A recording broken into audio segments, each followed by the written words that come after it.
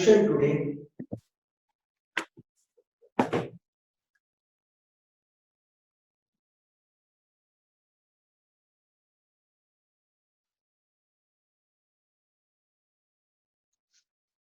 Correct. तो solution chapter को हम लोग स्टार्ट करने से पहले, ये जानने से पहले कि सॉल्यूशन क्या है, सॉल्यूशन के टाइप्स क्या होती है, सॉल्यूशन के प्रॉपर्टीज क्या होती है, before entering those part we will see a very important topic related to solution, that is vapour pressure. बेटे देखो, सॉल्यूशन को समझने के लिए हमें वेपर प्रेशर का नॉलेज बहुत अच्छे से होना चाहिए। तो we will see here evaporation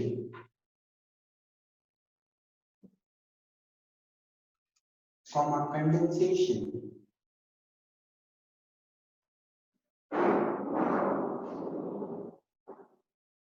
comma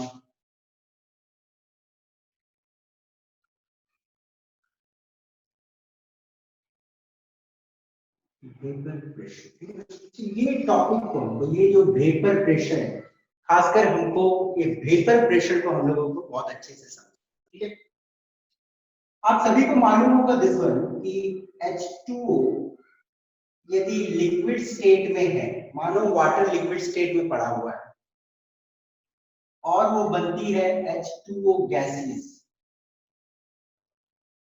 फर्श पे पड़ी हुई पानी है, वो गैसियस स्टेट में जाती है और एट एनी टेम्परेचर, यदि ये वाला चेंज जो है ऑकर होता है at any temperature below its boiling point, तो बेटा इस चेंज के प्रोसेस को हम लोग क्या बोलते हैं, तो बता सकते हो क्या?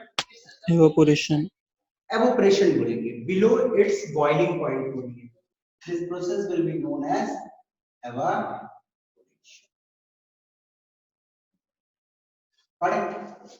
और वहीं यदि इसका रिवर्स होता है, H2O गैसियस यदि बनती है H2O लिक्विड, तो this is known as condensation, इसे हम लोग बोलते हैं कंडेंसेशन। ओके, अब वेपर प्रेशर यहाँ पे क्या है हम लोग इसे समझते हैं। सपोज करो कि मैंने एक कंटेनर लिया है, ठीक है, और ये container closed, the container is closed, और उसमें मैंने लिया है कुछ वाटर।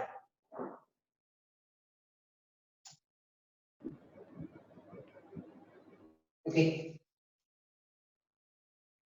अब इसे मैंने क्या किया, रूम टेम्परेचर पे रख दिया, तो आस्ते आस्ते क्या होगा, ये जो वाटर के मॉलिक्यूल्स हैं ये आस्ते आस्ते एवोपरेट करना शुरू करेगा। एवोपरेट जब करेगा तो वाटर के मॉलिक्यूल्स यहाँ पे आएंगे। ओके, अब चलो मैं मानता हूं कि एक पर्टिकुलर टेम्परेचर, जिस रूम टेम्परेचर पे मैंने इस सिस्टम को रखा है, वहां पे रेट ऑफ एवोपरेशन जो है दैट इज, मैं मानता हूं कि 6 पार्टिकल पर सेकेंड ऊपर जा रहे हैं, ठीक है ना, 6 पार्टिकल्स वाटर के वेपर बन के ऊपर जा रहे हैं पर सेकेंड। आस्ते आस्ते क्या होगा, 6 पार्टिकल जाते रहेगा जाते रहेगा जाते रहेगा, तो यहाँ पे क्या होगा, क्राउडिंग बढ़ते चले,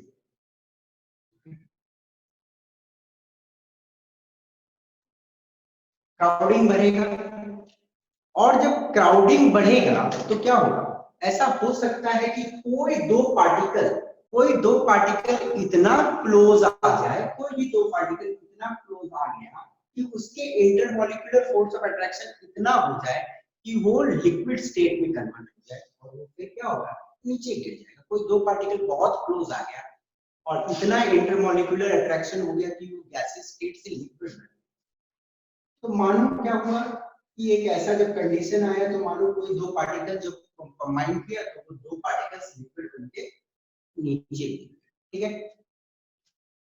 ये तो कांस्टेंट है, ये तो 6 पार्टिकल ऊपर ही जा रही है, तो इधर क्राउडिंग और बढ़ रहा है, आस्ते आस्ते आस्ते आस्ते क्राउडिंग तो और इंक्रीज हो रही है, तो हो सकता है कि और पार्टिकल्स कंबाइन करके, तो एक ऐसा पोजीशन आता है मानो कि 4 पार्टिकल्स अब कंबाइन करके नीचे गिर, तो आस्ते आस्ते एक ऐसा भी पॉइंट आ सकता है कि 6 पार्टिकल्स कंबाइन करके नीचे आ रहे। तो अब देखो इस कंडीशन में हुआ क्या, जब 6 पार्टिकल्स ऊपर जा रही है, 6 पार्टिकल्स नीचे आ रहे हैं, तो इस पोजीशन पे हुआ एक इक्विलिब्रियम सेटअप। इक्विलिब्रियम आप जानते ही हो। इस पोजीशन पे रेट ऑफ एवोपरेशन और रेट ऑफ कंडेंसेशन क्या होगा, इक्वल, ठीक है ना। और जिस पोजीशन पे ये इक्वल हो जाती है उस पोजीशन को हम लोग बोलेंगे एट इक्विलिब्रियम। तो एट इक्विलिब्रियम हो क्या रहा है, rate of evaporation is equal to rate of condensation. Okay, जिस गति में evaporation हो रहा है उसी गति में कंडेंसेशन हो रहा है। तो इस पॉइंट में बेसिकली होता क्या है हम लोग ये समझते हैं। आप लोगों ने एक इक्वेशन पढ़ा है, PV is equal to nRT, ये आप लोगों ने पढ़ा है। तो मैं यहाँ पे प्रेशर को सब्जेक्ट का फॉर्मूला बनाता हूँ और लिखता हूँ nRT/T। टेम्परेचर जो है यहाँ पे तो मैं कांस्टेंट रखा हूँ, रूम टेम्परेचर। वॉल्यूम वो भी कांस्टेंट है, temperature is constant, volume is constant, universal gas constant जो होती है वो भी तो कांस्टेंट ही है। ओके, अब ये देखो number of moles of gas molecules, यहाँ पे मैं मानता हूँ नंबर ऑफ गैस मॉलिक्यूल जो है वो तो कांस्टेंट हो जाएगा, क्योंकि 6 ऊपर जा रहा है तो 6 नीचे भी जा रहा है।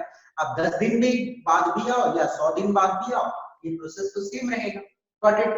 तो यहाँ पे नंबर ऑफ पार्टिकल्स जो गैसेस के हैं वो क्या हो गए, कांस्टेंट हो गई, वो फिक्स हो गई।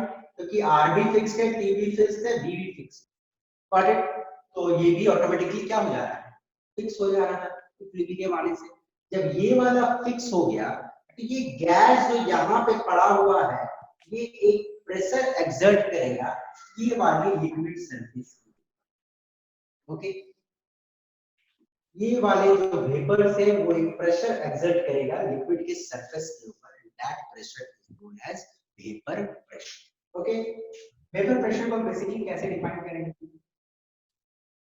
Vapour pressure is the pressure exerted by vapors at equilibrium on its condensed state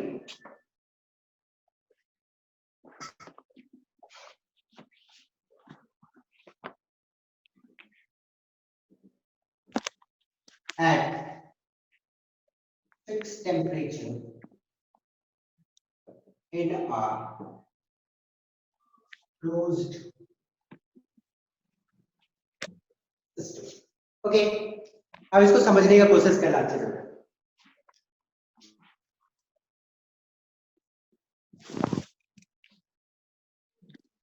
vapour pressure होता क्या है, ध्यान से देखिए। वेपर प्रेशर हम लोग उस प्रेशर को बोलते हैं जो एक्सर्ट किया जाता है वेपर्स के द्वारा। वेपर्स के द्वारा जो प्रेशर एक्सर्ट की जाती है तब जब इक्विलिब्रियम सेटअप हो जाता है, जब इक्विलिब्रियम सेटअप हो जाता है। और कहां पे एक्सर्ट होती है ये प्रेशर, वेपर्स अपने कंडेंस स्टेट पे एक्सर्ट करती है ये प्रेशर। कंडेंस स्टेट मतलब क्या होता है, वेपर का कंडेंस स्टेट क्या होता है, लिक्विड होता है। और मैंने यहाँ पे सॉलिड भी लिखा है, तो कुछ ऐसे सब्लिमेट सब्सटेंस होते हैं। कैम्फर जो सब्लिमेट सब्सटेंस है वो डायरेक्टली क्या है, वेपर से गैस बनता है। तो जो प्रेशर वेपर्स एक्सर्ट करता है अपने कंडेंस स्टेट में, यहाँ पे मतलब लिक्विड पे, ओके, और टेम्परेचर क्या होना चाहिए, फिक्स्ड होना चाहिए, और सिस्टम भी क्लोज होनी चाहिए, तो उस प्रेशर को हम लोग बोलते हैं वेपर प्रेशर। बेटा किन्हीं का ऑडियो ऑन है तो प्लीज ऑडियो बंद कर दो आप लोग। क्या बच्चे का नाम है मैं बता देता हूँ। ओके, तो आपको समझ आ गया वेपर प्रेशर क्या होता है? वो प्रेशर जो वेपर एक्सर्ट करता है अपने कंडेंस्ड फेज पे, गॉट इट? और कंडीशन इक्विलिब्रियम की रहनी चाहिए, टेम्परेचर फिक्स रहनी चाहिए और सिस्टम भी क्लोज रहनी चाहिए, उसे हम बोलेंगे वेपर प्रेशर। अब यहाँ पे एक और कहानी, मानो जब इक्विलिब्रियम सेटअप नहीं हुआ, जब इक्विलिब्रियम सेटअप नहीं हुआ तो हो सकता है कि मानो यहाँ से 6 पार्टिकल्स ऊपर जा रहे हैं तो वहां से मानो कि 2 ही पार्टिकल्स नीचे आ रहे हैं, तो उस पोजीशन पे भी तो प्रेशर एक्सर्ट हो रहा है। ओके, तो जिस पोजीशन पे इक्विलिब्रियम सेटअप नहीं हुई है और उस पोजीशन पे वेपर जो प्रेशर एक्सर्ट करती है, उस प्रेशर को हम लोग वेपर प्रेशर कदापि नहीं बोलेंगे, उस प्रेशर को हम लोग बोलेंगे पार्शियल प्रेशर। ठीक है ना? Pressure exerted by the vapours जब तक इक्विलिब्रियम सेटअप नहीं हुआ है, उस प्रेशर को हम लोग बोलेंगे पार्शियल प्रेशर। ठीक है ना? वेपर प्रेशर का कॉन्सेप्ट आप लोगों को क्लियर होनी चाहिए। अब नेक्स्ट टॉपिक जो मैं डिस्कस करूंगा वेपर प्रेशर से ही रिलेटेड, बीपी। बीपी लिख सकता हूं मैं, vapour pressure is a gas property and depends on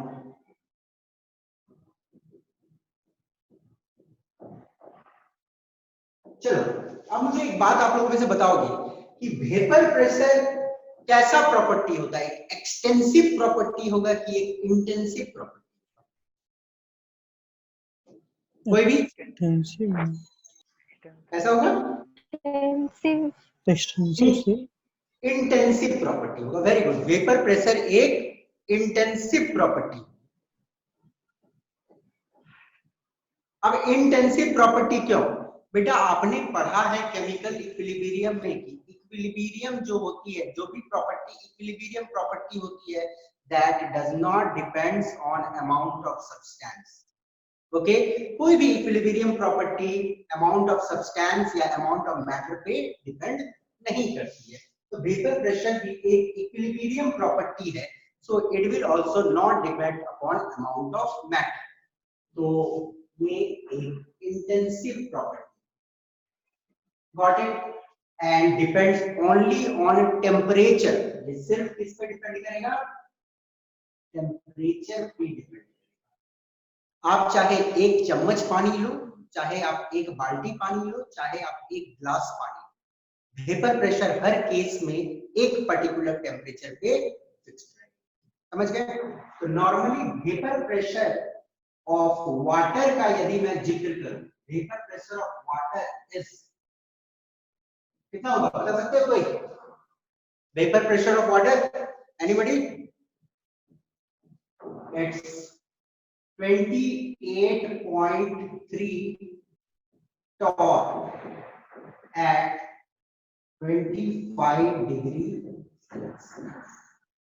ये आपको याद रखना है, वेपर प्रेशर ऑफ वाटर होती है 28.3 टॉरिसेली एट 25 डिग्री सेल्सियस।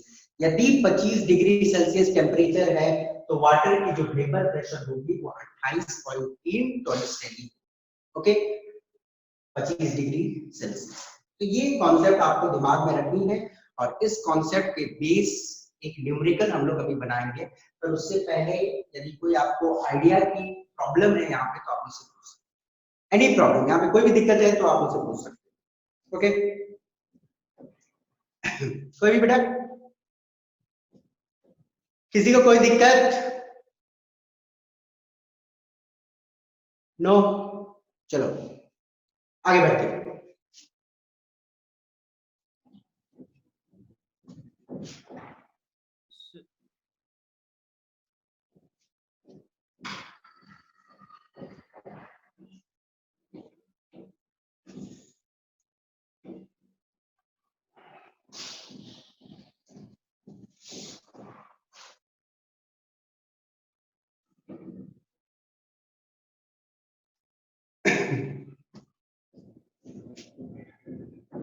एक न्यूमेरिकल है आपके सामने में, आप लोग इसे बनाइएगा भी, ध्यान से सुन लो, न्यूमेरिकल को पहले समझ लो फिर बना।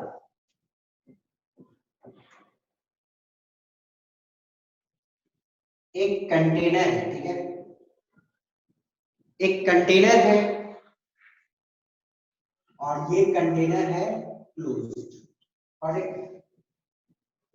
मैंने क्या किया, इससे सारे एयर को इवैक्यूएट कर दिया, सारे एयर को इवैक्यूएट कर दिया, जितनी भी एयर थी मैंने इससे निकाल दिया। और इसमें 1 ग्राम वाटर इंजेक्ट कर दिया। कितना वाटर? 1 ग्राम वाटर इंजेक्ट कर दिया। यदि मानो इसकी वॉल्यूम है 20 लीटर्स, ओके, मानो इसकी वॉल्यूम है 20 लीटर्स और टेम्परेचर है 298 केल्विन, ठीक है। तो आपसे पूछा गया है वेपर प्रेशर इन कंटेनर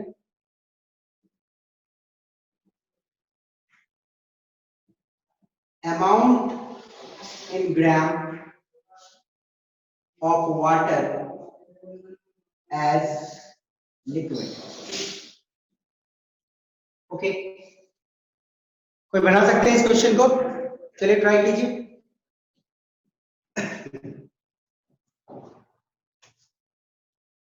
कोई भी?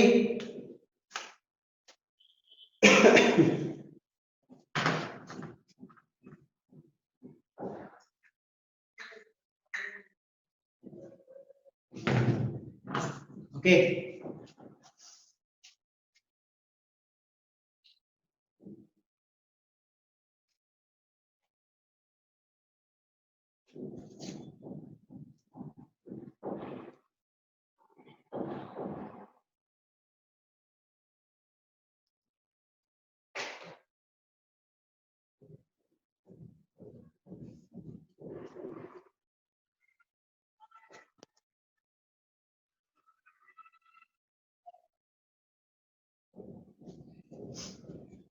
एक मिनट और टाइम ले लो, पर जल्दी बताओ। पहला का आंसर तो बता सकते हो आप लोग एटलीस्ट। पहला का आंसर कौन बता सकता है तुरंत? पहला का आंसर एनीबॉडी?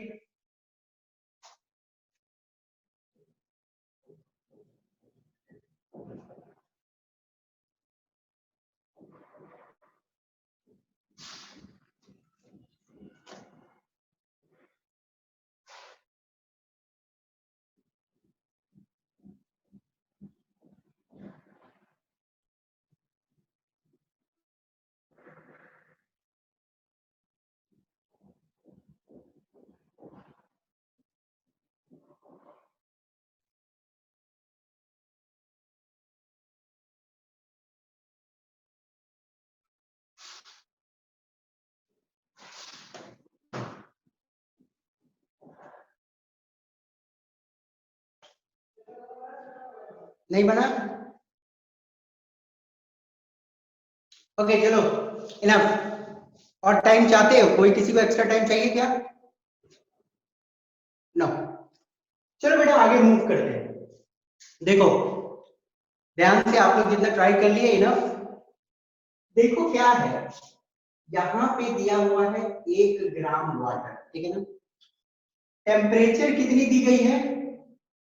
298 केल्विन। और 298 केल्विन कितना होता है? 273 प्लस 25 डिग्री सेल्सियस, है ना। तो टेम्परेचर यहाँ पे कितना है? 25 डिग्री सेल्सियस टेम्परेचर, ठीक है ना। और 25 डिग्री सेल्सियस टेम्परेचर पे ये जो 1 ग्राम वाटर है, ऑब्वियसली एवोपरेट तो होगा ही, और एवोपरेट होने के बाद एक ऐसा पॉइंट आएगा कि इक्विलिब्रियम भी सेटअप होगी, ओके। इक्विलिब्रियम भी सेटअप हो जाएगा। और आपको मालूम है कि वेपर प्रेशर जो होता है इस कंटेनर में, वेपर प्रेशर जो प्रेशर होगी वो किसके कारण होगी? वाटर के कारण होगी, ओके। तो इस कंटेनर में जो प्रेशर होगा at 25 degree Celsius, that will be the vapour pressure of water. और वेपर प्रेशर ऑफ वाटर मैंने अभी आपके साथ जिक्र किया। वेपर प्रेशर ऑफ वाटर कितनी यूनिट बताइए आपको? इट इज 23.8 सॉरी बेटा, मैंने 28.3 लिख दिया था शायद। आप उसे करेक्ट कर लेना, ये 23.8। ओके, इट इज नॉट 28.3, शायद मैंने पहले 28.3 लिखा है, उसे चेंज कर लीजिएगा, इट इज 23.8। ओके, तो वेपर प्रेशर क्वार्टर कितनी हो गई? 23.8 टॉरिसली इन दिस सिस्टम। अब आपसे पूछा गया है कि amount in gram of water as liquid. अब पूछा गया कि वाटर लिक्विड के फॉर्म में कितने सारे वाटर लिक्विड के फॉर्म में रहेगी इस कंटेनर में। अब वो हमें कैसे पता चले, कोई बता सकते हो क्या? थोड़ा दिमाग लगाओ, थोड़ा सा दिमाग लगाओ, एनीबॉडी। प्रेशर को इक्वेट कर दीजिए nRT/V से। हाँ, का पता चल हम लोग जाएगा। क्या करेंगे, PV is equal to nRT। Okay, pressure is equal to nRT by volume. तो यहाँ पे जो भी प्रेशर सेटअप है वो किसके कारण सेटअप है? Number of moles of vapour molecules, जितने सारे वेपर्स हैं उसी के कारण ना वेपर प्रेशर है यहाँ पे। यदि हमें number of moles of vapour मिल जाता है तो हम ऑब्वियसली माइनस करके number of moles of water जो लिक्विड के फॉर्म में है वो भी हम लोग निकाल सकते हैं। तो चलो हम लोग प्रोसीड करते हैं। तो n निकालना है हम लोगों को, तो n हो जाएगी P into G by R। Okay, अब प्रेशर तो आपके सामने दिया हुआ है, प्रेशर कितना होगा? वेपर प्रेशर के बराबर होगा 23.8 टॉरिसली। अब मुझे एक बात बताओ बेटा, क्या टॉरिसली हम लोग यहाँ पे यूज कर सकते हैं? नहीं यूज कर सकते हैं, हमें एटमॉस्फेयर में यूज करना पड़ेगा, इसे एटमॉस्फेयर में कन्वर्ट करना पड़ेगा स्टैंडर्ड में। तो एटमॉस्फेयर में टॉरिसली को कन्वर्ट करने के लिए हम लोग क्या करते हैं? 760 से डिवाइड करें। We will divide it by 23.8 divided by 760, तब ये हो जाएगी एटमॉस्फेयर में। तो हम लोग इसे एटमॉस्फेयर में कन्वर्ट कर लिए। वॉल्यूम हमारे पास दिया हुआ है 20 लीटर्स। आर, आर क्या यूज करेंगे यहाँ पे, कोई बता सकता है मुझे? आर का वैल्यू क्या यूज करेंगे? देखो वॉल्यूम लीटर है, यहाँ पे प्रेशर एटमॉस्फेयर है, तो क्या यूज करेंगे? 0.082। यस, 0.0821 यूज करेंगे। 0.0821 लीटर एटमॉस्फेयर पर मोल पर केल्विन। ओके, अब ना लीटर और एटमॉस्फेयर कटेगा, सिमिलर यूनिट्स यूज होनी चाहिए। तो ये आर हो गया, टेम्परेचर तो 298 केल्विन यूज होगी, तो नंबर ऑफ मोल्स बेटा आप यहां से निकाल सकते हो। आई सपोज रफली नंबर ऑफ मोल्स यदि कैलकुलेट करोगे तो it will come 2.56 into 10 to the power minus 2। 2.56 into 10 to the power minus 2 moles आएंगे। अब ये तो मोल्स निकल गया, नंबर ऑफ मोल्स किसका निकला है? नंबर ऑफ मोल्स वेपर्स का नंबर ऑफ मोल्स निकला है। और जब हमें नंबर ऑफ मोल्स मिल गया तो नंबर ऑफ मोल्स को हम लोग किस में कन्वर्ट कर सकते हैं? मास में कन्वर्ट कर सकते हैं। मोल का फॉर्मूला सभी को मालूम है, गिवन मास बाय मोलर मास। और मोल कितना दिया हुआ है बेटा? 2.56 into 10 to the power minus 2। और मोलर मास वाटर का होता है 18, इंटू करोगे तो रफली I suppose it will come 0.46 gram. Okay, तो ये किसका हो गया? वेपर का हो गया। अब आपको किसका चाहिए? वाटर का चाहिए। 1 minus 0.2, it will come 0.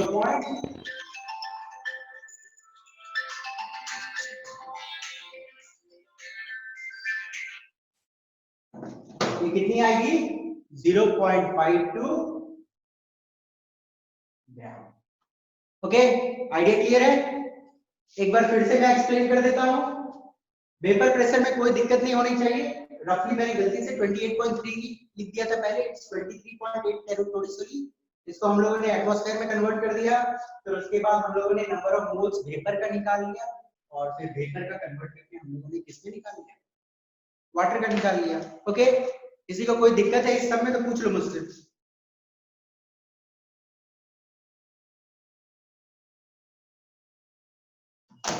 No, shall I proceed?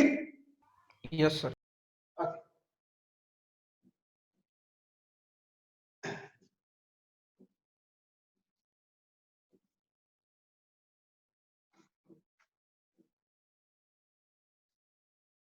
चलो अब हम लोग एंटर करते हैं सॉल्यूशन।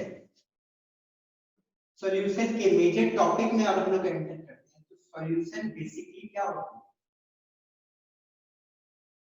सॉल्यूशन एक मिक्सचर होता है ना? और मिक्सचर कितने टाइप के होते हैं? मिक्सचर दो type. One is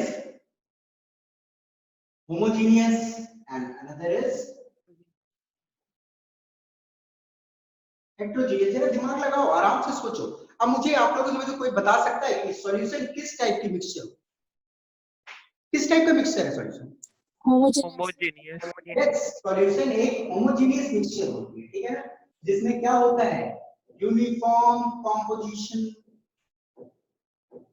through out, है ना? और heterogeneous is non-uniform composition. Okay. अब होमोजीनियस बेसिकली इसमें एक टर्म मिल रहा है आप लोगों को। यूनिफॉर्म समझ आ रहा है कि चलो प्रॉपर्टी बेसिकली पूरी तरह से सेम होगी, पर यहाँ पे ये जो कॉम्पोजिशन है इसका मतलब क्या है? मानो मैं लिया NaCl, NaCl का एक सॉल्यूशन लिया, ओके? तो NaCl को पानी में मैंने घोला, पूरी तरह से घुल गई। मैं क्या करता हूं, यहां से थोड़ा सा NaCl एक्वस निकाला, ठीक है? फिर यहां से निकाला, ओके? फिर मैं यहां से थोड़ा निकाल रहा हूं। जब इस वाले पार्ट को मैंने एनालाइज किया तो मानो मुझे मिला कि 5% NaCl है और 95% वाटर, ओके? तो एक प्रोपोर्शन में है। फिर मैं इसको एनालाइज कर रहा हूं, तो इसमें भी मुझे 5% NaCl 95% वाटर, इसमें भी सेम चीज मिल रहा है। इसका मतलब क्या है? जो प्रोपोर्शन होती है सॉल्यूट की और सॉल्वेंट की, वो क्या है? सेम है। मैं कहीं से ये सॉल्यूशन को निकाल रहा हूं तब। इसका मतलब क्या है? मैं ये पानी को यहां से पीऊं, यहां से पीऊं या यहां से पीऊं, इक्वल नमकीन लगेगा मुझे, क्योंकि NaCl जो है बहुत अच्छे से पूरे में मिक्स हुआ है और यूनिफॉर्मली और सेम कॉम्पोजिशन में मिक्स हुआ है। तो कॉम्पोजिशन बेसिकली आपको समझ आ गई होगी कि सॉल्यूट और सॉल्वेंट का जो मात्रा है हर पॉइंट पे सेम रहेगा। और नॉन यूनिफॉर्म यदि समझ रहा है तो समझ लो, पानी मैंने क्या किया, एक गिलास पानी में रेत मिला दिया। जब बालू में उसमें मिला दूंगा तो क्या होगा? नीचे में बालू ज्यादा मिलेगा और ऊपर में क्या है, थोड़ा थोड़ा हल्का फुल्का बालू तैरते रहता है। तो कंपोजिशन तो ओवरऑल सेम नहीं है। तो हेट्रोजीनियस आपको ये समझ आ गई होगी कि कंपोजिशन यूनिफॉर्म थ्रू आउट नहीं रहता है, और होमोजीनियस में यूनिफॉर्म थ्रू आउट रहती है क्या? Composition, okay? सॉल्वेंट और जो सॉल्यूट होती है उसकी प्रोपोर्शन लगभग बराबर है। अब चलो बेसिकली हम लोग एंटर करते हैं सॉल्यूशन में। सॉल्यूशन का एक बेसिक डेफिनेशन क्या है? Solution is a homogeneous mixture of two or more। Solution क्या है? एक होमोजीनियस मिक्सचर है जहां पे प्रॉपर्टी यूनिफॉर्म रहती है थ्रू आउट, ऑफ टू और मोर नॉन रिएक्टिंग सब्सटेंस। दो या दो से ज्यादा नॉन रिएक्टिंग सब्सटेंस रहने चाहिए, सॉल्यूशन में रिएक्शन ना होना चाहिए, okay? Non reacting substance whose composition can be altered within certain limits। अब नेक्स्ट क्या बोला जाता है कि कॉम्पोजिशन जो भी सब्सटेंस हम मिलाए हैं उस कॉम्पोजिशन को हम लोग क्या कर सकते हैं? ऑल्टर कर सकते हैं। मतलब क्या? चेंज कर सकते हैं, पर सर्टेन लिमिट्स में, एक लिमिट से ज्यादा नहीं। मतलब क्या? मानो मैंने NaCl सॉल्यूशन बनाया, ठीक है ना? तो सोडियम क्लोराइड को मैंने पानी में डाला, ठीक है, थोड़ा सा डाला, फिर उसके बाद थोड़ा और ज्यादा डाल सकता हूँ, और ज्यादा डाल सकता हूँ, और ज्यादा डाल सकता हूँ, जब तक वो मिलते हैं। एक ऐसा पॉइंट आएगा जहां पे मैक्सिमम अमाउंट उस पानी में मिल जाएगा, और उसके बाद में जब एक्स्ट्रा डालता हूँ वो क्या होगा, बैठ जाएगा उसमें, अब वो नहीं मिलेगा। तो क्या हुआ, उसका लिमिट तो पार कर गया। तो हम लोग ऑल्टर कर सकते हैं कॉम्पोजिशन के एक पर्टिकुलर लिमिट में ही। तो सॉल्यूट को मैंने ऑल्टर किया।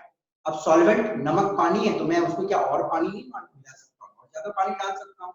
तो हम लोग कॉम्पोजिशन को ऑल्टर कर सकते हैं एक पर्टिकुलर सॉल्यूशन में, ठीक है। अब सॉल्यूशन जो बनती है किससे किससे मिलकर बनती है, सॉल्वेंट होता है और सॉल्यूट होता है, दोनों मिलकर तैयार करना है, ओके। अब सॉल्वेंट क्या है, the state determiner of the solution and the composition of which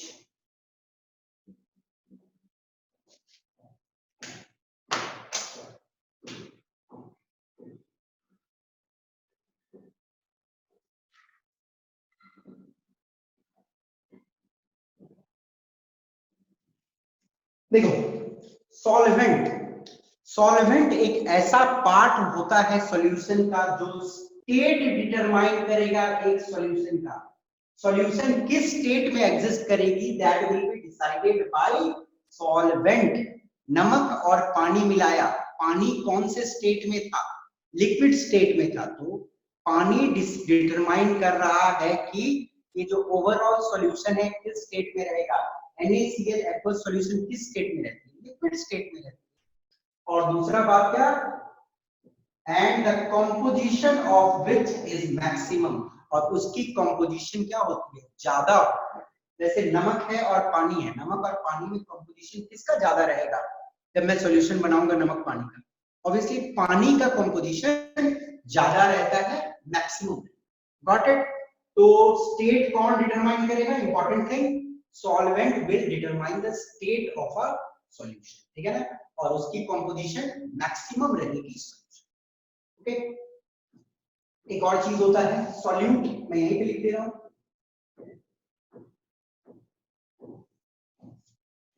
the component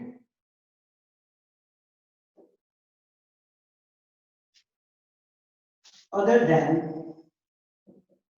the solvent, component को सॉल्वेंट को छोड़ के और जो दूसरा चीज पानी में मतलब सॉल्यूशन में रहेगा उसे हम लोग बोलेंगे सॉल्वेंट। जैसे मानो एक पल के लिए मैंने पानी लिया, उसमें नमक मिलाया, चीनी मिलाया, दो चीज मिलाई, तो कितने कंपोनेंट हो गए टोटल, 3 कंपोनेंट, ठीक है ना। तो पानी को छोड़ के और जो है सॉल्ट और शुगर दोनों क्या हो जाएगी, सॉल्यूट हो जाएगी, ठीक है ना। कंपोनेंट या कंपोनेंट्स भी हो सकते, कंपोनेंट और कंपोनेंट्स, क्योंकि ये जरूरी नहीं है कि सॉल्यूशन में सिर्फ 2 ही चीज रहेंगे, 2 से ज्यादा भी चीज रह सकती है। Got it. अब देखो ऑब्वियसली क्या होता है, सॉल्यूशन होती है 2 टाइप की, हम लोग कभी देख लेते हैं, एक कभी देखना 2 टाइप, बहुत टाइप की सॉल्यूशन होती है, बट हम लोग देखेंगे जो हमें सिलेबस में हमारा पढ़ना है, दैट इज बाइनरी सॉल्यूशन, ठीक है ना। बाइनरी सॉल्यूशन क्या होता है, a solution which contains 2 components, एक सॉल्यूशन जिसमें 2 कंपोनेंट्स हो, एक सॉल्यूट एक सॉल्वेंट, ठीक है। और यदि आप और जानना चाहते हो तो टर्नरी सॉल्यूशंस भी होते हैं। टर्नरी सॉल्यूशन में क्या होता है, 3 कंपोनेंट होता है, एक सॉल्यूट, 2 सॉल्वेंट, या 2 सॉल्यूट 1 सॉल्वेंट, ठीक है ना। But this is not the subject of our study, हमें ये नहीं देखना है फिलहाल। हमारी जो पढ़ाई रहेगी that will be confined to binary solution, हमें पूरी अपने सिलेबस में सिर्फ हमें बाइनरी सॉल्यूशन के बारे में ही पढ़ना है। बट नॉलेज के लिए आपको नॉलेज रहनी चाहिए कि सॉल्यूशन जब 2 से अत्यधिक हो जाएगा तो टर्नरी भी हो सकता है, टेट्रानरी भी हो सकता है, बहुत सारे अंडरस्टूड? तो बेसिकली सॉल्यूशन एक होमोजेनियस मिक्सचर है, ये आइडिया सबको क्लियर हो चुका होगा।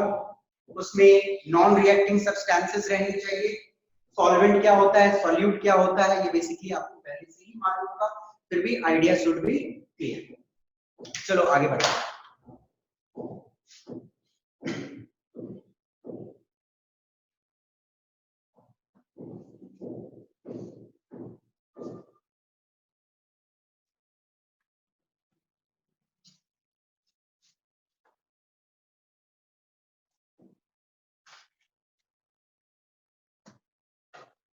Next we will see types of solution. Solution कितने तरह का होता है हम लोग ये देखने वाले हैं। The first we will see is gaseous solution. Okay. हम लोग सबसे पहले देखने वाले हैं gaseous solution। और सॉल्यूट को हम लोग चेंज कर सकते हैं, सॉल्वेंट तो बेटा वही रहेगा, और कुछ हम लोग एग्जाम्पल भी देखेंगे। ओके, गैसियस सॉल्यूशन की जिक्र हो रही है तो सॉल्वेंट क्या होगा, गैसी होगा, क्योंकि सॉल्यूशन का जो स्टेट है वो गैसियस है, तो सॉल्वेंट हमेशा गैसी के स्टेट में। अब सॉल्यूट को मैं चेंज कर सकता हूं, मैं सॉल्यूट लेता हूं, सॉलिड ले लेता हूं, सॉलिड ले लिया, सॉलिड सॉल्यूट है और सॉल्वेंट इज गैस, तो गैसियस ही सॉल्यूशन रहेगा। कोई एग्जांपल दे सकता है क्या, एक एग्जांपल दो कोई, एनीबॉडी? SPM क्या बोलो बेटा?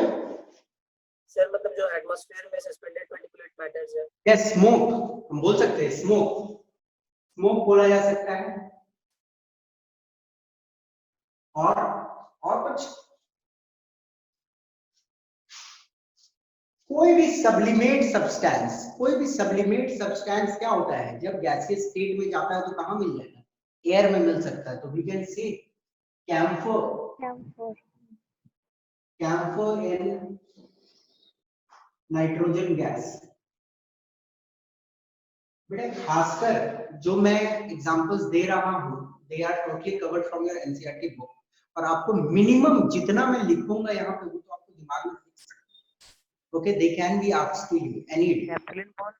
और साथ में आपको क्या करना है, कुछ और जब नंबर ऑफ बुक्स आप पढ़ो, कोई भी आप पढ़ते हो बुक्स को, उसमें यदि कोई एग्जांपल आपको दिखता है तो आप अपने नोट्स में उसको इंक्लूड कर सकते। ओके, तो smoke, camphor in nitrogen gas, this is an example of solid gas solution. Next, liquid gas. Liquid gas का कोई एग्जांपल दे सकता है मुझे? गैस में लिक्विड, वाटर वेपर जो होता है, जो क्लोरोफॉर्म होती है, बेसिकली इट्स क्लोरोफॉर्म, आप लोग जानते हो इट्स अ लिक्विड स्टेट, तो आप क्लोरोफॉर्म को नाइट्रोजन के साथ मिक्स किया जाता है। ओके, तो वी कैन बेसिकली से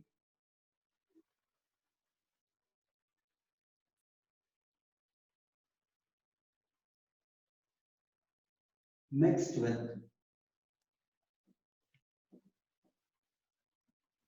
nitrogen gas. Okay, and third type, gas gas, तो गैस गैस बहुत सारे हो सकते हैं। एयर, एयर तो वही है ना, या बोलो तो ऑक्सीजन इन नाइट्रोजन गैस, मैं ऑक्सीजन को क्या करूंगा, मिक्स कर दूंगा नाइट्रोजन गैस में, तो क्या होगा, ऑब्वियसली एक बाइनरी सॉल्यूशन तैयार हो जाएगा। ये binary, this one is not binary, क्योंकि एयर में बहुत सारे कंपोनेंट्स होते हैं। Oxygen in nitrogen gas, oxygen को मैंने नाइट्रोजन गैस में मिक्स, ओके, तो नाइट्रोजन क्या हो जाएगी, सॉल्वेंट है यहाँ पे, नाइट्रोजन इज सॉल्वेंट, ज्यादा मात्रा में।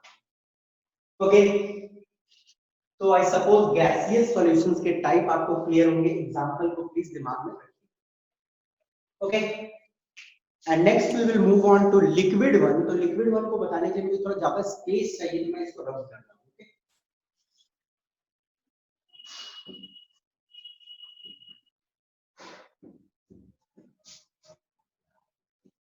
देखिएगा लिक्विड सॉल्यूशन,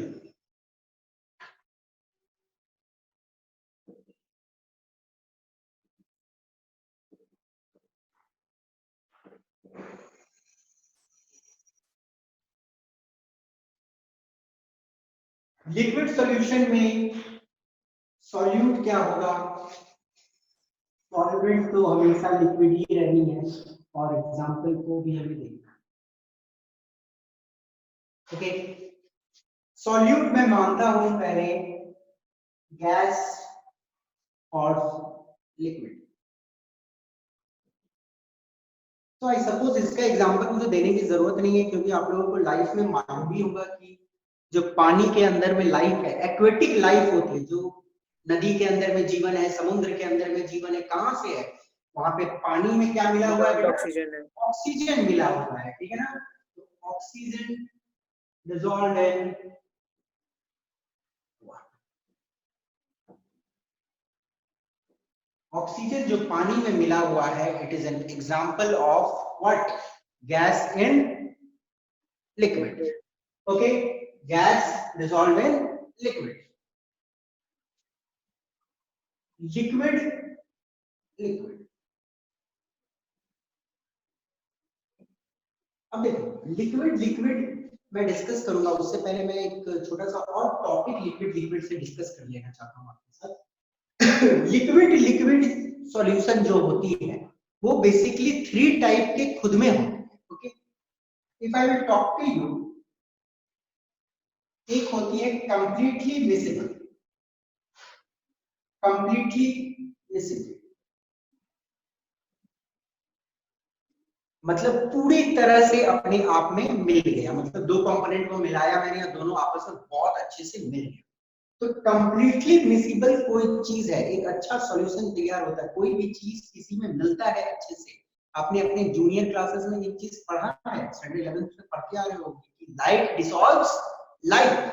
ओके, लिख सकते हो लाइट डिसॉल्व लाइट। यदि 2 चीजें का प्रॉपर्टी बहुत अच्छा है तो एक अच्छी सॉल्यूशन तैयार होगी। यदि मैं बात करूं पोलर का, 2 चीज लिया मैं और दोनों पोलर लेता हूं। ओके, जैसे वाटर, वाटर मतलब अल्कोहल इन वाटर। ओके, आप सभी को मालूम है अल्कोहल क्या है, पोलर है। ओके, वाटर भी क्या है, पोलर है। तो पोलर पोलर जब मिलाओगे तो एक अच्छी सॉल्युबिलिटी होगी दोनों की, तो जो आपको सॉल्यूशन मिलेगा दैट इज कंप्लीटली मिसिबल, पूरी तरह से मिला। Got it. और अपार्ट आपको एक बात मालूम है कि वाटर में क्या होता है, हाइड्रोजन बॉन्ड होता है वाटर के मॉलिक्यूल्स के बीच। सिमिलरली अल्कोहल के मॉलिक्यूल्स के बीच में भी हाइड्रोजन बॉन्ड होते हैं, और जब हम लोग ये दोनों को मिक्स करते हैं तो ये लोग आपस में भी हाइड्रोजन बॉन्ड बनाते हैं। Got it. तो बहुत ज्यादा प्रॉपर्टी इन लोगों मिलता है, तो अच्छी solution completely miscible. And if I will talk of both non polar, okay, तो आप बेंजीन ले लो। Okay, benzene non polar molecule है। अब इसको मैं मिक्स करता हूं बेंजीन एंड इसमें मिक्स कर दो, केरोसिन में मिक्स कर दो, हेक्सेन में मिक्स कर दो, ये सारे क्या है, नॉन पोलर मॉलिक्यूल्स है। तो दोनों की प्रॉपर्टी है क्या, लाइक और लाइक है, दोनों आपस में अच्छे से मिलता है, तो कंप्लीटली मिसिबल। ओके, दूसरा टाइप हम लोग देखेंगे तो दैट इज, ये एक टाइप हो गया। सेकेंड टाइप, यदि हम लोग सेकेंड टाइप देखें तो पार्शियली मिसिबल।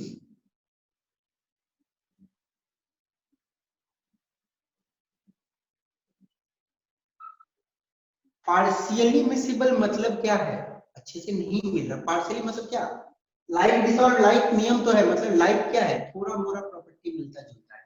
यदि मैं आपके सामने एक एग्जांपल लिखूं, ईथर इन वाटर। ईथर तो सबको मालूम है ना कि ऑक्सीजन से 2 एल्काइल या एराइल ग्रुप जुड़ी रहेगी, इस ऑर्गेनिक कंपाउंड एराइल या एल्काइल ग्रुप इससे जुड़ा रहेगा, तो इट्स अ ईथर, और ईथर भी पोलर है पर उतना पोलर नहीं है, इट्स स्लाइटली पोलर। वाटर बहुत ज्यादा पोलर है, बहुत। एक मिनट बेटा थोड़ा।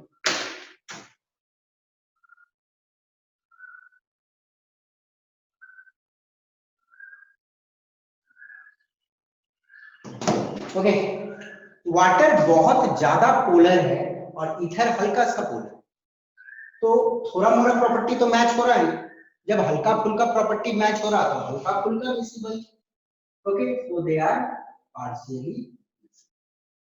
ओके, और थर्ड टाइप बात कर लूं तो कंप्लीटली इमिसिबल,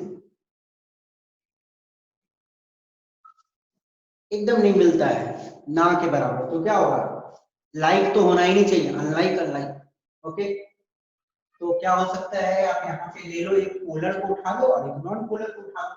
आप एक ले लो, ऑयल ले लो या बेंजीन ले लो या कार्बन टेट्राक्लोराइड ले लो, इन ऑयल, बेंजीन, कार्बन टेट्राक्लोराइड कैसे मॉलिक्यूल होती है, they are what, non polar, और ये वाली पोलर होती है, तो हम लोग इसमें मिलाएंगे तो गड़बड़ की कहानी। अंडरस्टूड? तो ये वाले आपस में नहीं। तो हम लोग जिक्र कर रहे थे लिक्विड सॉल्यूशन के बारे में, हम लोग टाइप ऑफ लिक्विड सॉल्यूशंस देखते हैं। अब आते हैं, चलो गैस लिक्विड तो हम लोग देख लिया, लिक्विड के कुछ एग्जांपल देख लेते हैं। तो अभी हम लोगों ने देखा है अल्कोहल, या ले लो अल्कोहल की जगह इथेनॉल इन वाटर, है ना, इथेनॉल को आप पानी में मिला सकते हो। और थर्ड टाइप और एक क्या हो जाएगी, सॉलिड लिक्विड। सॉलिड लिक्विड का एग्जांपल बहुत सारा है, ग्लूकोज को मिला दो पानी में, ग्लूकोज एंड, ओके, तो I suppose the idea is clear, कोई दिक्कत ना। तो ये थोड़ा सा मेमोरी बेस्ड चीजें हैं, इनको आप दिमाग में रखिए।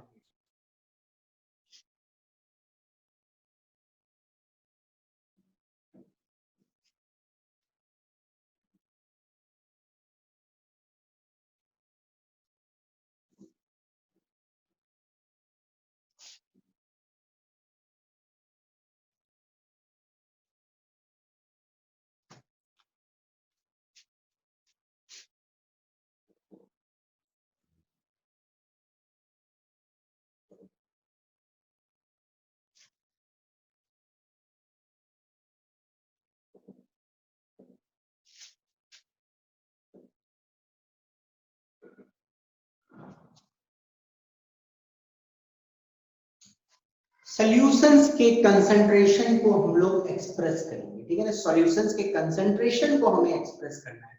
और ये टॉपिक मैंने स्टोइचियोमेट्री में स्टैंडर्ड 11th में पढ़ाया हुआ है।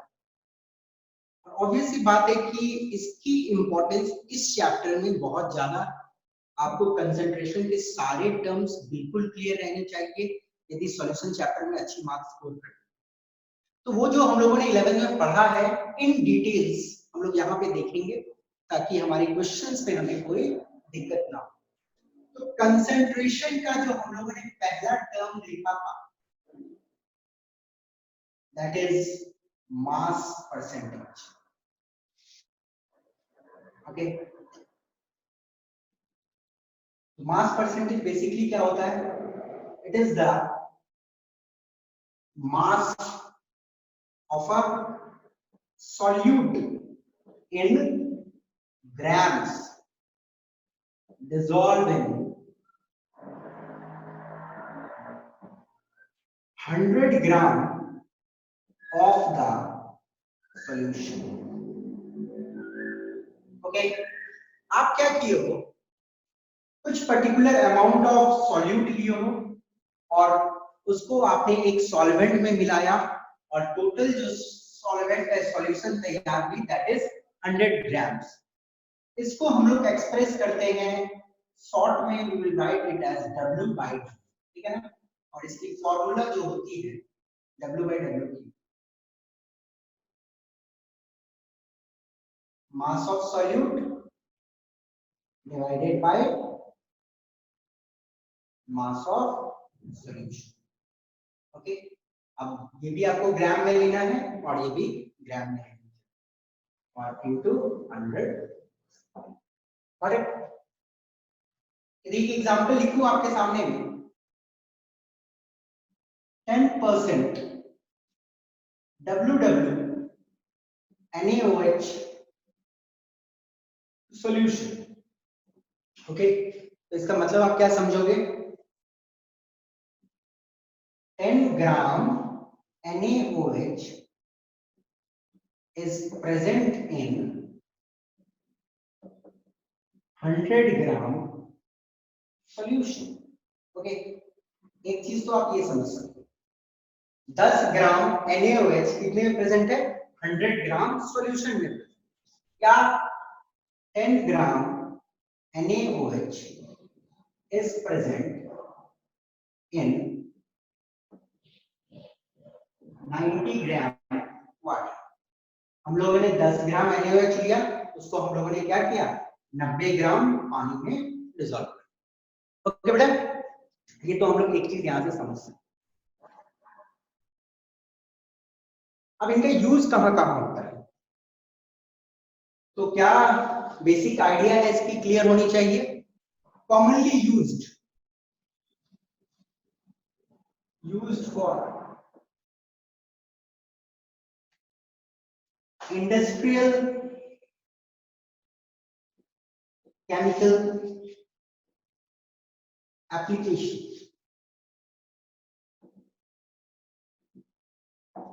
इंडस्ट्रीज में केमिकल से रिलेटेड जो भी काम होती है तो बहुत ज्यादा इस तरह के कंसंट्रेशन को एक्सप्रेस किया जाता है। इस तरह के कंसंट्रेशन में चीजों को एक्सप्रेस किया जाता है बहुत सारे इंडस्ट्रियल केमिकल जहां पे यूज होती है इंडस्ट्री में। करेक्ट। वन इंपॉर्टेंट थिंग जो आपको भी याद रखना है, यहाँ पे ये क्वेश्चन भी पूछा गया है, 3.62% WW। ओके, 3.62% WW, या देखो क्या होता है actually, this is commercial bleaching solution. एक चीज होती है कॉमर्शियल ब्लीचिंग सॉल्यूशन, ठीक है। Okay, there is one thing जो ये नाम से मिलता है कॉमर्शियल ब्लीचिंग सॉल्यूशन। तो बेसिकली होता क्या है, it's 3.62 mass percentage of sodium hypochlorite in water।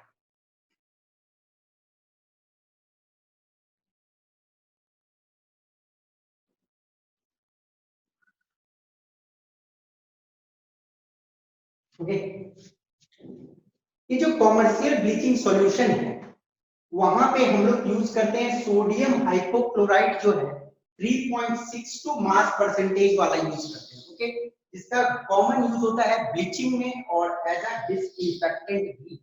और जो अभी कोविड-19 ये जो कोरोना वायरस वाले को डिसइंफेक्ट की जाती है ना, उसको भी इसी से डिसइंफेक्ट किया जा रहा है विद सोडियम हाइपोक्लोराइट। कोई मुझे सोडियम हाइपोक्लोराइट का फार्मूला बताएगा? नहीं मालूम किसी को? एनीबॉडी? सोडियम हाइपोक्लोराइट का फार्मूला नहीं मालूम है? It's NaClO। Okay, 3.62 mass percent, समझ रहे हो ना? 3.62 gram of sodium hypochlorite in 100 gram of solution, उसका इस्तेमाल कर रहा हो रहा है अभी कोरोना वायरस वाली चीजों को डिसइंफेक्ट करने के लिए, और इसका इस्तेमाल ब्लीचिंग में भी किया जाता है, ठीक है ना। तो ये इंपॉर्टेंट आप अपने दिमाग में फिलहाल रख सकते हैं। और यदि आपको कोई बोला प्रिपेयर 20% WW ग्लूकोज सॉल्यूशन, तो आप क्या करोगे? एक सिलेंडर लोगे, उसमें कितना लेना है? 20 ग्राम ग्लूकोज लेंगे, 80 ग्राम पानी लेंगे। 20 ग्राम ग्लूकोज लेंगे और 80 ग्राम पानी डाल दोगे, 80 ग्राम वाटर डाल दोगे ऊपर से। क्योंकि मास एडिटिव प्रॉपर्टी है, आप जब मास को ऐड करते हो तो मास 20 ग्राम और 80 ग्राम जोड़ोगे तो क्या आएगा, टोटल 100 ग्राम ही आएगा। तो मास इज एडिटिव प्रॉपर्टी, तो डायरेक्टली मैं 20 ग्राम ग्लूकोज और 80 ग्राम पानी इसमें डाल सकता हूं। Okay, so the important thing to keep in mind is sodium hypochloride की 3.62 मास परसेंटेज होती है commercial bleaching product. School examination में ये चीज पूछा जा सकता है, देखो मेंस में एक बार ये चीज को पूछा गया है तो बार बार रिपीट होने के चांसेस तो कम रहते हैं, पर स्कूल एग्जामिनेशन में आ सकता है। तो मास परसेंटेज क्लियर होना चाहिए।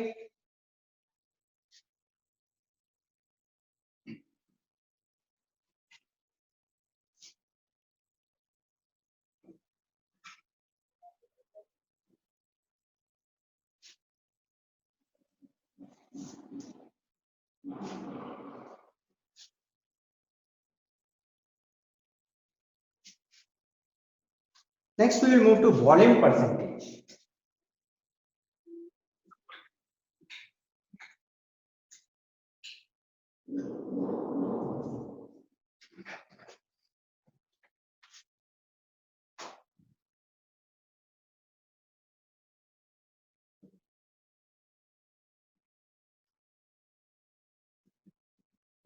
V by VPW. It is the volume of solute in milliliter dissolved in 100 ml of solution. Okay, यदि आप इसका फॉर्मूला देखो तो volume of solute by volume of solution, तो सॉल्यूशन किससे किससे मिलके होगा, सॉल्यूट और सॉल्वेंट दोनों को मिला के हम लोग यहाँ पे लिखेंगे इनटू 100, तो आपको मिल जाएगा दिस इज वॉल्यूम परसेंटेज कोई भी चीज है। यदि for example 20% VV ethanol solution है, ओके, तो उसका मतलब क्या है, 20 ml of ethanol in 100 ml of solution। पर बेटा ध्यान से आप एक बात को यहाँ पे देखें, यदि आप इसको लिखते हो कि 20 ml in 80 ml सॉल्वेंट, ठीक है ना, यदि आप लिखोगे कि 20 ml solute in 80 ml solvent, तो ये गलत है। Okay, it's wrong. क्यों रॉन्ग है, क्योंकि आप लोगों ने कहीं ये नहीं पढ़ा है, आप लोग law of conservation of mass पढ़े हो, 10 ग्राम जोड़े 20 ग्राम जोड़े 30 ग्राम होगा, पर 10 मिलीलीटर और 20 मिलीलीटर जोड़ोगे 30 मिलीलीटर होगा, ये जरूरी नहीं है। Volume is not an additive property, तो ये स्टेटमेंट आप नहीं दे सकते, this statement is wrong. Okay, अब बेसिकली इसका इस्तेमाल कहां किया जाता है, it is used, commonly used for solution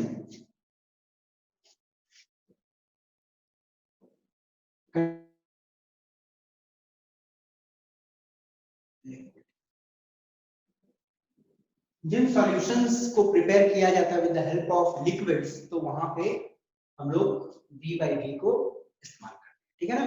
तो ये आपकी आइडिया क्लियर होनी चाहिए कि कहां पे किस कंसंट्रेशन को एक्सप्रेस करना है, ठीक है। सॉल्यूशन जिसमें लिक्विड रहेंगे इस वाले को यूज करेंगे V by V। 35% VV ethylene glycol is used as an antifreeze। देखो बेटा ये थोड़ी इंपॉर्टेंट है, ठंडा जगह पे क्या होता है, एक्चुअली गाड़ी का जो रेडिएटर जब गर्म हो जाता है तो उसमें हम लोग क्या करते हैं, पानी डालते हैं कूलेंट, ताकि उसका इंजन ठंडा रहे। बट ठंडे जगह पे जहाँ पे बहुत ठंडा मतलब मानो 0 डिग्री से भी नीचे टेम्परेचर रहता है, यदि आप वहां पे पानी डालोगे इंजन में ठंडा करने के लिए, तो क्या है अंदर में जब जाएगा तो पानी आइस बन सकती है, और आइस मालूम है आपको क्या होता है, एक्सपैंड करता है। ओके, जब फ्रीज होती है तो हो सकता है क्या अंदर के ट्यूब्स ब्लास्ट कर सकती है।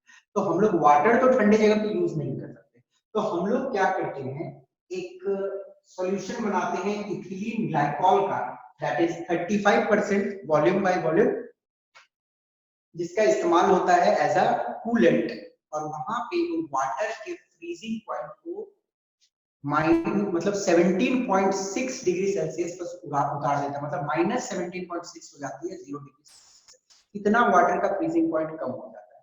तो मैं समझ आ सकता है कि फिर वहां पे हम लोग इसका इस्तेमाल करेंगे तो हमारी इंजन ठंडी रहेगी, और वाटर जो हम डालेंगे इसके साथ मिक्स करके वो फ्रीज भी नहीं करेंगे। ओके, reduces the यही वाली reduces the freezing point of water to -17.6 degree Celsius. Okay, इतना कम हो जाता है वाटर का फ्रीजिंग पॉइंट। तो अभी से अच्छी सी बात है, 0 डिग्री पे तो नहीं ना जमेगा पानी, इतना पे जाके जमेगा, तो it can be used as an antifreeze. तो ये इंफॉर्मेशन आपको दिमाग में रखनी है। इथिलीन ग्लाइकॉल 35% देगी, और वो भी 3.62, okay, mass percentage. So this idea is clear, आगे बढ़े।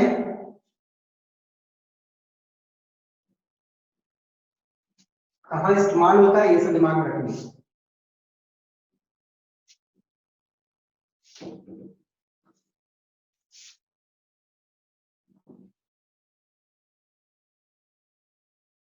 Mass to volume percentage, mass to volume percentage, okay, देखो this is what basically m by v, इसका फॉर्मूला क्या हो जाएगा, mass of the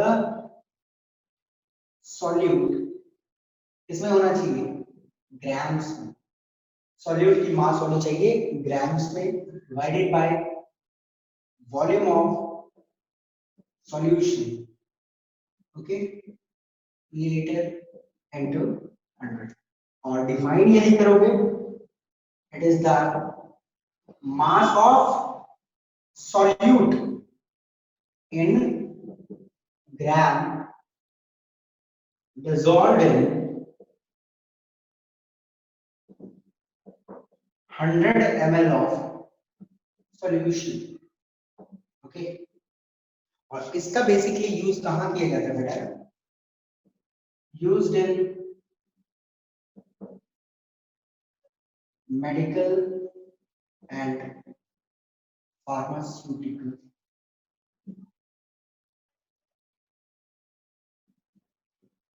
okay. Medical और फार्मास्यूटिकल की जहां पे काम होती है, यहाँ वहां पे मास टू वॉल्यूम परसेंटेज का नॉर्मली हम लोग इस्तेमाल करते हैं, ठीक है। अब यदि आपको बोला गया कि prepare 10% m by v solution of NaOH, ये आपको बोला गया, तो आप क्या करोगे, नॉर्मली आप क्या कर सकते हो, 10 ग्राम ऑफ NaOH लोगे, ओके, 10 ग्राम ऑफ NaOH लोगे and mix with water to prepare 100 ml of solution। देखो क्या करना है, ये वाला लेना है कंटेनर, ठीक है। अब इसमें मैंने क्या किया, 10 ग्राम NaOH ले लूंगा, 10 ग्राम NaOH, और उसमें हम लोग जो कंटेनर रहेगी उस पर मार्क दिया रहेगा 100 मिलीलीटर का, और हम लोग पानी डालते रहेंगे, और जब तक डालेंगे तब तक ये 100 मिलीलीटर मास में आ जाए, और हम लोग इसको मिक्स भी करते हैं। Got it. अब ऐसा नहीं कर सकते हो 10 ग्राम NaOH ले लिए और 90 ग्राम वाटर ले लिए, नहीं, 10 ग्राम NaOH और 90 ग्राम वाटर मिलाने का 100 मिलीलीटर नहीं होता, ओके। तो ये दिमाग में रखनी है। और छोटा सा चीज मैं एक और क्वेश्चन जो आपसे पूछना चाहिए था वॉल्यूम में कि प्रिपेयर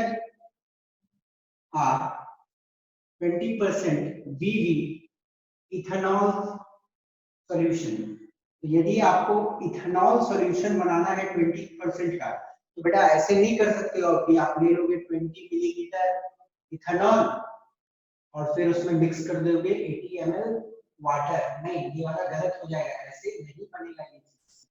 तो इसको बेसिकली करना क्या है आपको, क्यों ऐसा नहीं होगा, क्योंकि वॉल्यूम और वॉल्यूम एडिटिव नहीं है। 20-80 मिक्स करोगे तो हो सकता है 100 से थोड़ा ज्यादा भी हो जाए, हो सकता है उससे कम भी हो जाए, डिपेंड करती है different substance.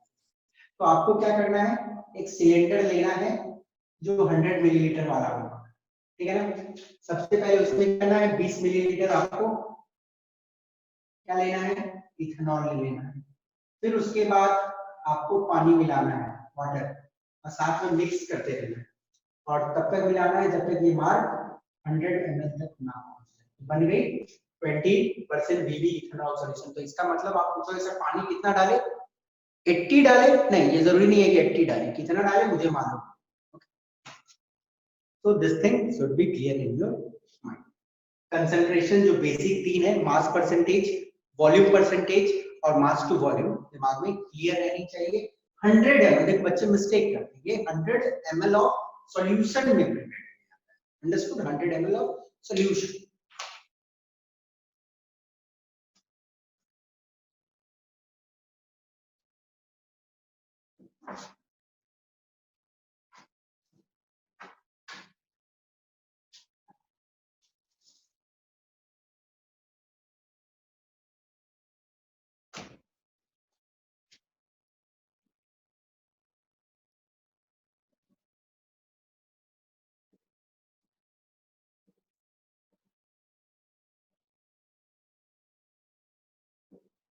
Parts per million and parts per billion.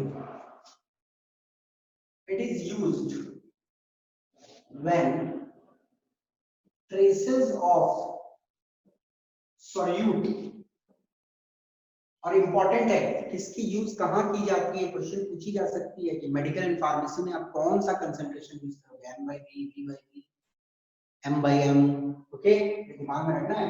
It is used when traces of solute are present in a solution. मतलब एक सॉल्यूशन में सॉल्यूट जो है बहुत कम है, ट्रेसेस है, हल्का फुल्का है, ओके। मान लो ऐसा कि मानो उसकी 10 मिलियन पार्टिकल्स है सॉल्यूशन के टोटल, और उसमें मात्र 10 पार्टिकल सॉल्यूट है, इतने कम रहेंगे तो हम लोग ppm और ppb का इस्तेमाल करते हैं, पार्ट पर मिलियन, पार्ट पर बिलियन। तो बेसिकली ppm क्या होता है बेटा, it's gram of solute by gram of solution into 10 to the power 6, okay, million 10 to the power 6। और एक चीज ये और ध्यान रखना है कि अल्टरनेटिवली, जैसे ये क्या है, W/W है ना, ओके, अल्टरनेटिवली V/V और M/V कैन बी यूज्ड। अब यहाँ पे आप volume of solute, volume of solution ले सकते हो, आप mass of solute by volume of solution ले सकते हो into 10। Similarly parts per billion हो जाएगी gram of solute by gram of solution into 10 to the power 9। This is part per billion, okay. तो ये बेसिक चीजें ध्यान में रखने इस्तेमाल करना है, बहुत ट्रेसेस में रहेंगे, ठीक है। ये देखो एकदम अच्छे से रखना दिमाग में कि V/V का कहाँ यूज करना है, जहाँ पे लिक्विड रहेगी सॉल्यूशंस। आपको M/V का कहाँ इस्तेमाल करना है, मेडिकल और फार्मेसी में इस्तेमाल करना है। और ppm ppb बहुत कम, जहाँ पे पॉल्यूटेंट्स इन एयर रहते हैं, ओके, पॉल्यूटेंट्स इन ओशन रहते हैं, वो सब जगह पे इसका इस्तेमाल।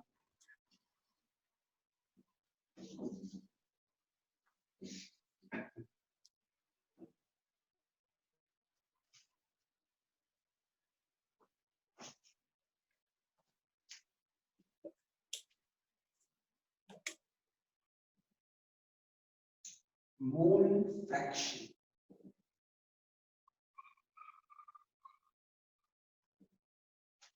सपोज कीजिए कि आपके पास एक सॉल्यूशन है, ठीक है ना, और उसमें आपने ये सॉल्यूशन है, उसमें आपने ए मिलाया है, बी मिलाया है, सी मिलाया है, और ए बी सी ये सब सॉल्यूट्स हैं, these are solute, और एक मैंने डी भी यूज किया है, D is solvent. Okay,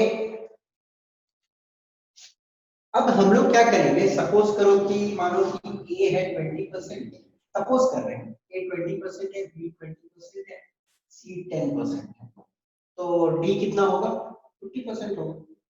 okay, तो नॉर्मली हम लोग जब परसेंटेज में एक्सप्रेस करते हैं तो परसेंटेज टोटल मिला के कितना आता है, 100 आता है, 20 40 50 50 50 100, परसेंटेज के टर्म में 100% आता है।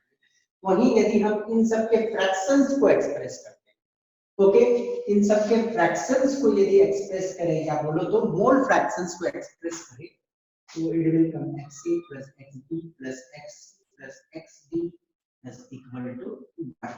ओके, इन सब के मोल फ्रैक्शन को मैं एक्सप्रेस देख लेते, चलो 20% जो है परसेंट को फ्रैक्शन में कन्वर्ट करोगे तो कितना आता है, ये 0.2 आएगा, ये भी 0.2 0.1 और 0.2 2 4 5 5 क्या हो गया 1 हो जाता है, तो टोटल 1 के बराबर है। बेसिकली XA का यदि हम लोगों को निकालना है mole fraction of A in the solution, तो हम लोग क्या फार्मूला यूज करेंगे, मोल्स ऑफ A का कितना मोल है इसमें divided by total number of moles, total कितने सारे इसमें मोल है, moles of A by total numbers of moles. वही XB पूछ देगा तो moles of B by total number of moles। Similarly XT पूछे XD पूछे सबका आप निकाल सकते हो। और जो होता है मोल फ्रैक्शन जो होता है इट वेरीज बिटवीन 0 to 1, ठीक है ना, वेरीज बिटवीन 0 to 1, या तो कुछ नहीं हो सकता या तो पूरा हो सकता है, 0 to 1 के बीच में ये वेरी करती है मोल फ्रैक्शन। बट इट तो ये सिंपल आइडिया रखना है, बस फॉर्मूला आपको दिमाग में रखना है, मोल का फॉर्मूला सबको मालूम है, टोटल नंबर ऑफ मोल्स कैसे निकलेगा, सबके मोल्स को ऐड करना है, okay, Na Nb Nc Nd add, okay.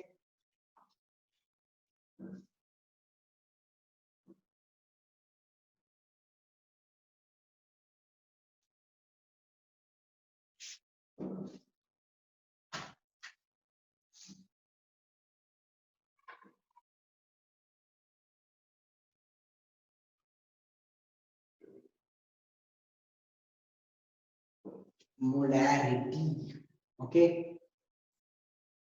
Molarity क्या होती है, normally we denote molarity by M, molarity is moles of solute, आपने सॉल्यूट का कितना मोल लिया है, ठीक है ना, सॉल्यूट का कितना मोल लिया है divided by volume of solution litre, ठीक है ना, वॉल्यूम ऑफ सॉल्यूशन किसमें रहनी चाहिए, लीटर, कितना moles per litre of the solution में प्रेजेंट है, that is known as molarity. Okay, इसकी यूनिट की बात की जाए, यूनिट क्या होगा, mole per litre. Okay, 1 mole solute in 1 litre solution, यदि 1 मोल सॉल्यूट है और 1 लीटर सॉल्यूशन में प्रेजेंट है तो हम लोग क्या बोलेंगे, 1 मोल solute in 1 litre solution present है, 1 मोलर सॉल्यूशन। ओके, या सिंपली इसको लिखा जाता है 1 m, ठीक है ना, और 1 m सॉल्यूशन, या 1 mole solute in 500 ml solution कितना होगा बताओ तो? 2 मोलर। मोल हो जाएगा। 1 मोल 500 में है, 500 में 1 मोल तो 1000 में 2 मोल, तो we can write 2 molar. Got it? Prepare a 1 molar HCl solution।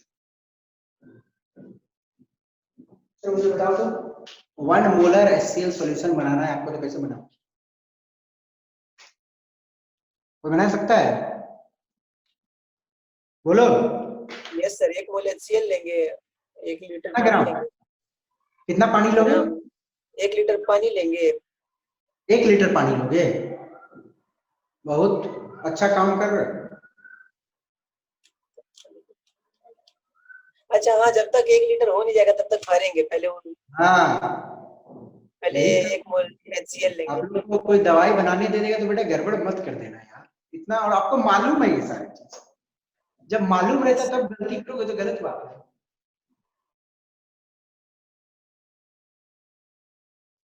एक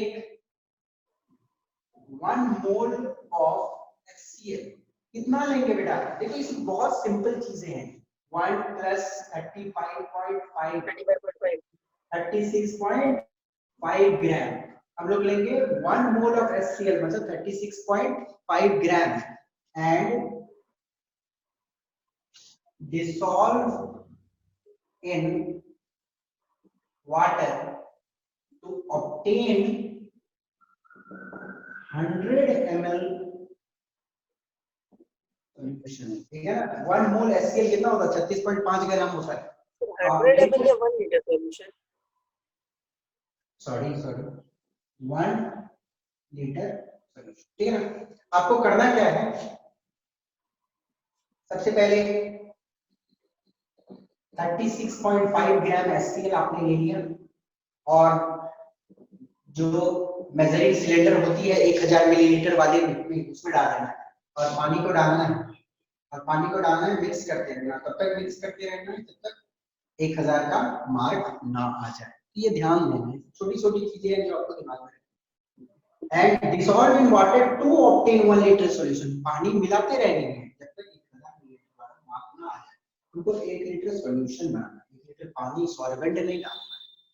ओके, तो बेटा ये छोटी छोटी चीजें हैं, दिमाग में रखनी है। Molarity. Okay,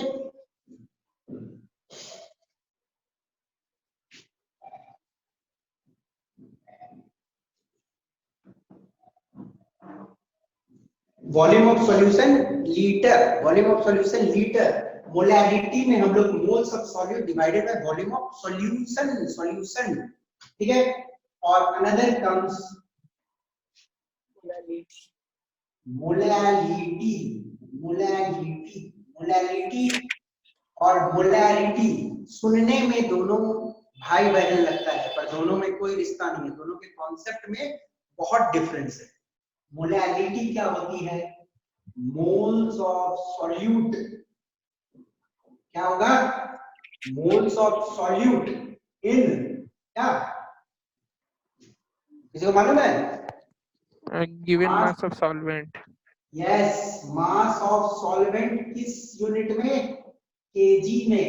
moles of solute by mass of solvent in KG, ये ध्यान में रखनी है। Moles of solvent by mass of ये इन केजी। ओके बेटा, moles of solute by mass of solvent in KG. अब यूनिट यदि इसका हम लोग देखें, मोल पर केजी। ओके, मोल पर किलोग्राम, ये जो एक यूनिट है तो इसका इस्तेमाल कहाँ किया जाता है? Used in places where temperature varies.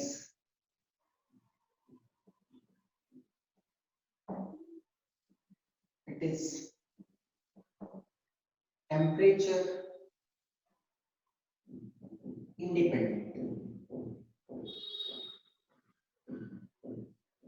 ध्यान से देखो, मास मोल क्या होता है?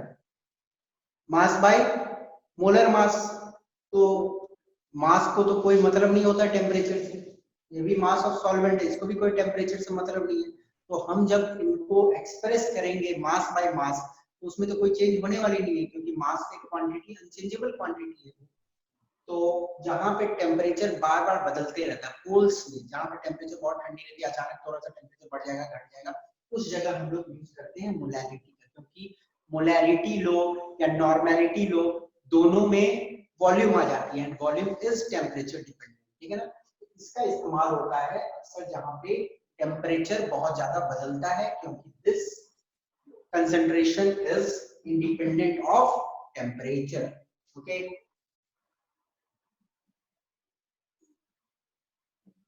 प्रिपेयर यदि आपको बोला गया 10 मोलर NaOH सॉल्यूशन कैसे बनाओगे तो बताओ तो। सर 10 मोल NaOH लेंगे और 1 किलो पानी लेंगे। 1 किलो पानी लेंगे, वेरी गुड, ठीक है ना। तो 10 मोल सॉल्यूट ले लेंगे, या 10 मोल सॉल्यूट जो है क्या है NaOH से प्लस कितना 1 किलो 1000 ग्राम वाटर ले लेंगे, ठीक है ना। और जरूरी नहीं है हमेशा वाटर ही होगा, कोई भी चीज और होगी तो उस पर डिपेंड करेगी, पर वाटर का कितना लेना है 1000 ग्राम वाटर लेना है। ओके, तो दिमाग में क्लियर है, 10 मोल NaOH को 1000 ग्राम वाटर में डालना है, मास ऑफ सॉल्वेंट केजी में रहनी चाहिए, ठीक है ना, 1000 ग्राम 1 kg।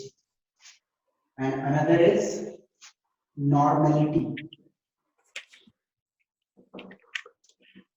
नॉर्मेलिटी बेसिकली बेटा होता है equivalence of solute by volume of solution। Okay, कितने इक्विवेलेंट सॉल्यूट के हैं in a given volume of solution.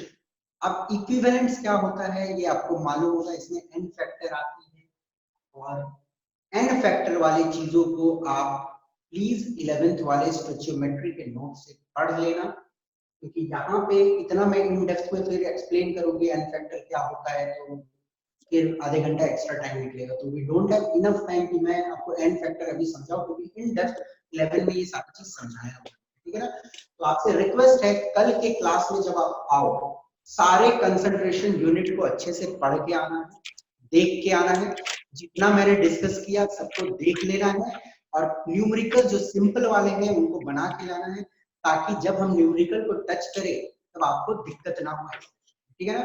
सो बेटा thank you for today, we will meet you tomorrow. Okay, thank you.